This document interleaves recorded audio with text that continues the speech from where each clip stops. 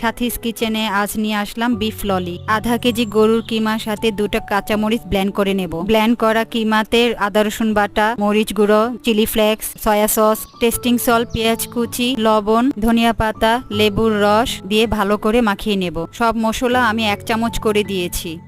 বাইন্ডিংসের জন্য আমি 1 cup bread grams নিয়েছি। আধা কেজি কিমার জন্য আমার 1 কাপ ব্রেড গ্রামস লেগেছে। ললির জন্য আমি 4টি আইসক্রিমের কাঠি নিয়েছি, সাথে একটি ডিম ফেটে নিয়েছি আর কিছু ব্রেড গ্রামস। হাতে সামান্য তেল মাখিয়ে ললির শেপ দিয়ে দেব। চেপে চেপে ভালো করে কাঠিতে বসিয়ে নেব। এরপর ডিমে ডুবিয়ে 2 পাশ ব্রেড গ্রামসে কোট করে নেব।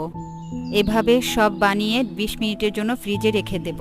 আপনাদের পছন্দ অনুযায়ী যে কোনো শেপ দিয়ে নিতে পারেন। এভাবে 2 থেকে 3 মাস ডিপ ফ্রিজে সংরক্ষণ করে রেখে দিতে পারেন।